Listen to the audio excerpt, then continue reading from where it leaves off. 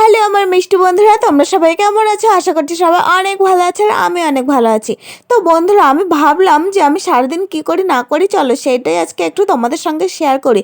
কিন্তু শেষে গিয়ে দেখলাম যে আমার সঙ্গে এত বড় একটা অঘটন ঘটে গেল। কি হলো বন্ধুরা জানো? আমার বর আজকে আমার সতীনের সঙ্গে ফোনে কথা বলছিল। হ্যাঁ, তোমরা ঠিকই শুনেছো, তবে আমিও কিন্তু কমে যাইনি, দিয়ে দিয়েছি দুটো ঘুষি। তো চলো তোমাদেরকে এবার সবটাই বলবো কি করে কি হলো। তো দেখো, আমার কিন্তু সকালে ঘুম থেকে উঠে আগে বিছানাটা আমি পরিষ্কার করে নিলাম। বিছানা পরিষ্কার না করলে না অন্য কাজ করতেও ভালো লাগে না। বিছানা পরিষ্কার করে নিয়ে তারপরে আমি বাড়িঘর ঝাড়টা দিচ্ছি। আর এইটা হচ্ছে আমাদের উঠোন, জানো তো বন্ধুরা, এবার না আমাদের বাড়িতে এত সুন্দর তুলসী গাছ হয়েছে, আর এত তুলসী গাছ হয়েছে মানে কি বলবো, আমাদের বাড়িটা না পুরো বৃন্দাবন হয়ে গেছে। তবে এগুলো সব রাধা তুলসী হয়েছে, কৃষ্ণ তুলসীর গাছ একটাও নেই।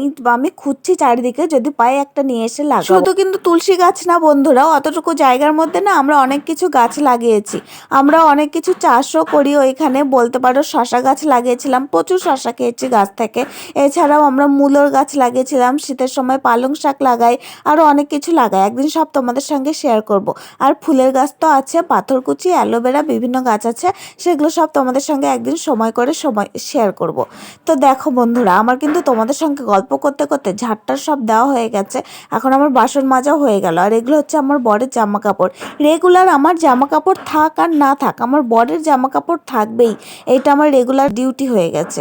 তো আমার বরের জামা কাপড়গুলো সব কাচা হয়ে গেল, আর এগুলো কাচতে কাচতে আমিও প্রায় অর্ধেক ভিজে গেছি। কিন্তু বন্ধুরা, যাকে আমি এত ভালোবাসি, যার আমি এত কাজ করে দিই, যার জন্য রান্না বান্না সব করি, আজকে সেই আমাকে এত বড় ধোকা দিল। হায় হায় হায় ভগবান, কোথায় যাব আমি বলো তো? তো যাই হোক, কি আর বলবো, দুঃখের কথা। তো দেখো, এখন আমি ফ্রিজ থেকে মাছটা বের করে রেখে দিচ্ছি।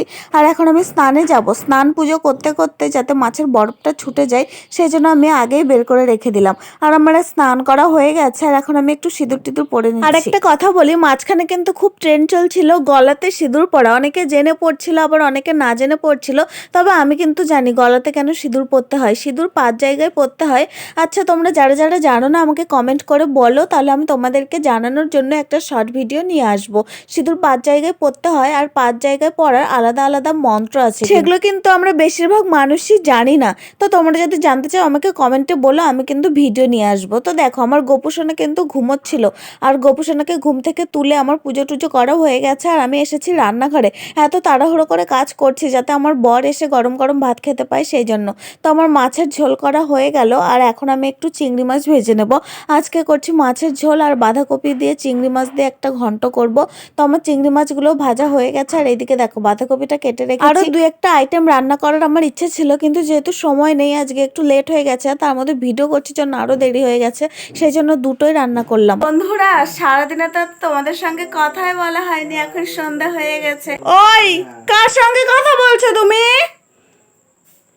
দেখলেই শুরু হয়ে গেল, তোমার সত্যিনের সাথে কথা হচ্ছে। যাও ভাগো এখান থেকে। কি এত বড় কথা? এই তোমাকে না, আচ্ছা বলো।